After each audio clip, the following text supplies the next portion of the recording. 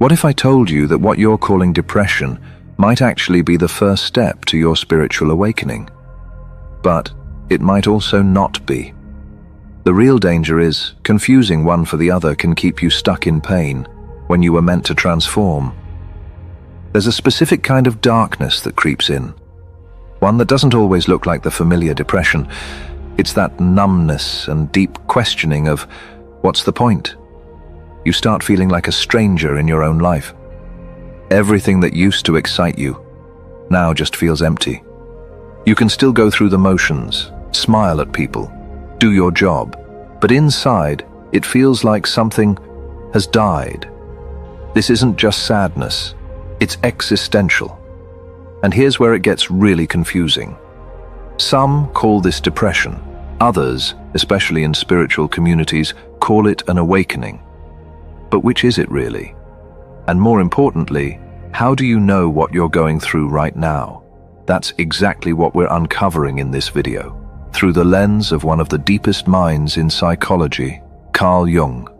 Stay until the end, because I'm not just going to explain the difference.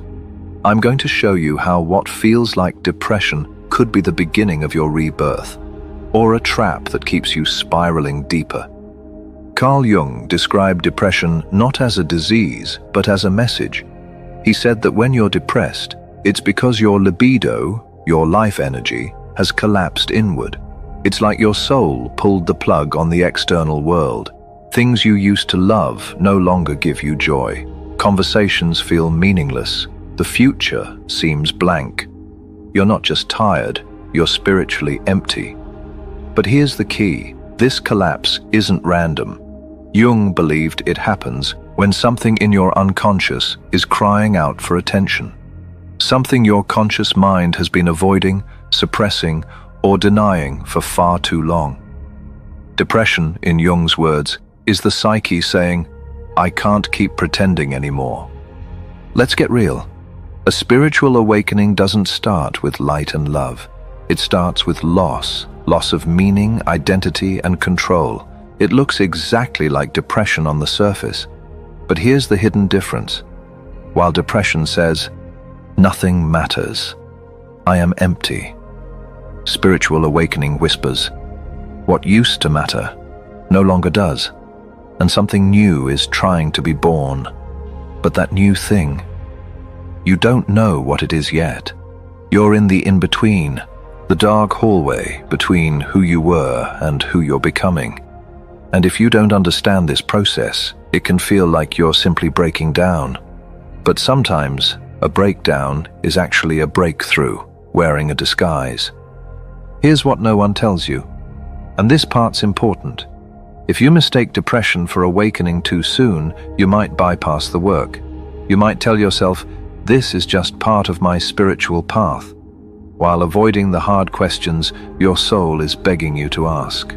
But on the flip side, if you mistake an awakening for clinical depression, you may numb it with medication, distraction, or even self-pity, when in reality, your deeper self is knocking.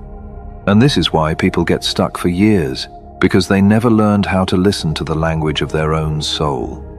So how do you tell the difference between depression and awakening, for real?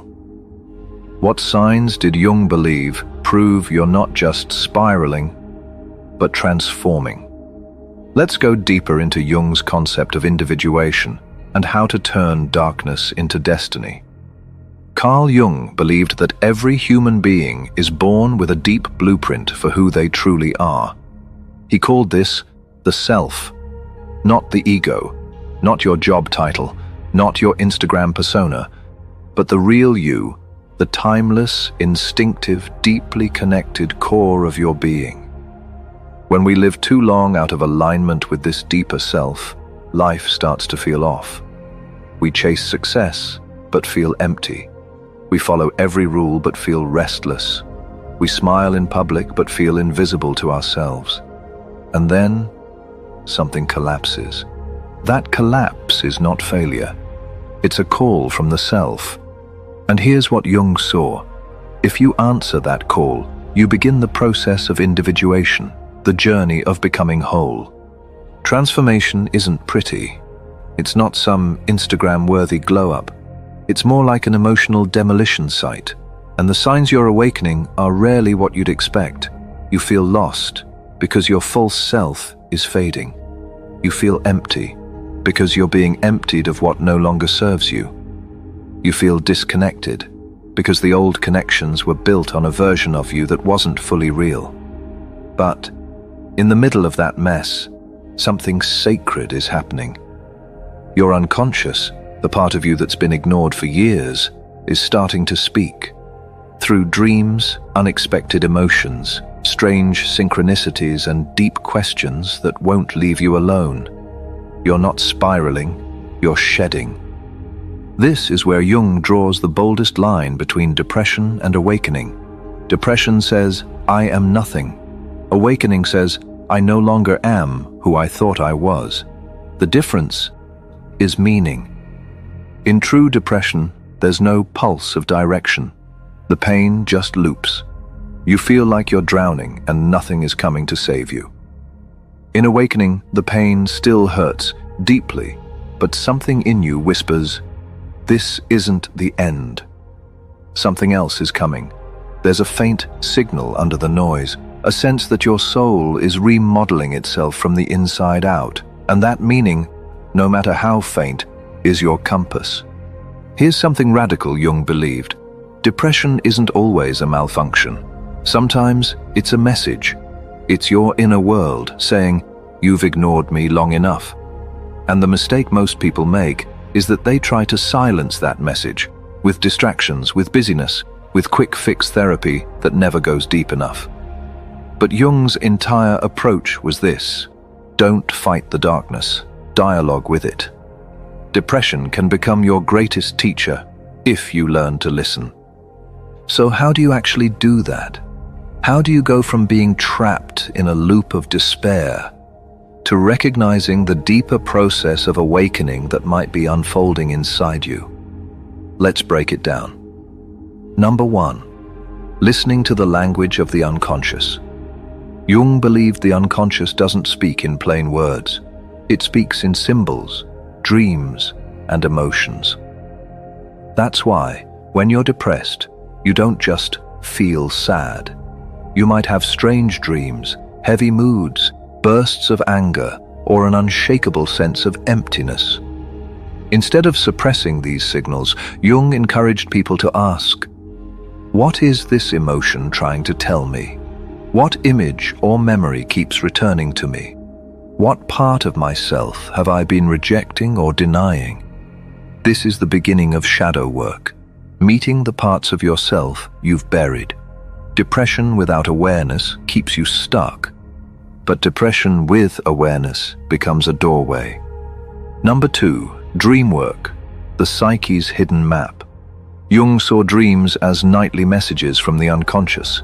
When you're depressed, dreams often become more vivid, disturbing, or symbolic. Maybe you dream of being trapped in a house. Maybe you're lost in a forest. Or maybe you're watching something die. To Jung, dreams aren't random. They're the psyche's way of saying, here's where you are, and here's what you need to face. By recording your dreams and reflecting on them, you start to decode the map of your own inner journey. This is how many people discover that what looks like depression is actually the death of an old self, and the unconscious is preparing the ground for rebirth. Number 3, active imagination, meeting the shadow. Jung created a practice called active imagination. It's simple but powerful. You consciously dialogue with the images, voices, and feelings that arise from your unconscious. If you feel crushed by sadness, instead of running from it, you imagine it as a figure. You ask it questions. Why are you here? What do you need from me? What are you protecting me from? This isn't fantasy. It's a way of giving form to your inner world. And often, what looks like depression begins to reveal itself as blocked creativity, suppressed truth, or unexpressed grief. By facing it directly, you begin to free the energy that was locked inside it. That energy is what awakens. So here's the heart of it. Depression without meaning is stagnation. Depression met with dialogue and inner work is awakening. The difference isn't in the pain itself, it's in how you engage with it. When you deny, suppress, or avoid, depression keeps you in the dark. But when you turn toward it with curiosity, it transforms into initiation. Jung would say, the depression isn't against you, it's trying to grow you, and that is the moment depression begins to shift into awakening. And now let's talk how you can practically walk through this process in your own life, step by step, so that your darkest moments become the very fuel of your spiritual awakening. This is where Jung's wisdom meets real, everyday life. And it might just change how you see everything you've been going through. Step 1. Stop pathologizing everything. The first step is radical but essential. Don't label every collapse as an illness. Yes, sometimes depression needs medical attention. And if you're in danger or unable to function, professional help is crucial. But Jung invites us to also ask, what if this collapse isn't only a breakdown? What if it's a breakthrough in disguise? By dropping the stigma and shame, you create space to treat your suffering as meaningful, not just as a problem to eliminate. Step 2. Create space for the unconscious. When life energy withdraws inward, you need to meet it there. Journal your thoughts, no matter how dark or repetitive they are. Record your dreams. Even fragments hold wisdom. Pay attention to synchronicities, those strange coincidences that feel like messages. This is how you begin a dialogue with your inner world. Remember, depression festers when ignored. Transformation begins when witnessed. Step 3. Face the shadow gently. You don't transform depression by pretending to be positive. You transform it by meeting the shadow, the parts of yourself you've buried. Ask yourself, what am I refusing to feel? What identity am I clinging to that no longer fits? What truth have I silenced to keep others comfortable? Write it down, speak it aloud, draw it, whatever it takes. The goal isn't perfection, it's honesty. The shadow loses its grip the moment it's brought into light. Step 4. Reconnect with the seed of meaning. Even in the darkest depression, there's usually one small thing that sparks a flicker of life. It might be music, a walk in nature, a childhood memory. Jung would say, follow that spark. Not because it fixes you overnight, but because it carries the thread of meaning that can guide you through the dark. When you nurture that spark, you begin to sense that something in you is reorganizing. That's awakening. Step 5. Integrate. Become who you really are. The final step is what Jung called individuation, becoming your true self. This isn't about becoming better, it's about becoming real. You stop living only for external approval. You stop carrying identities that were never yours. You stop running from your inner voice. And slowly, depression shifts into awakening, not because the pain magically disappears, but because it now has purpose. So here's the truth.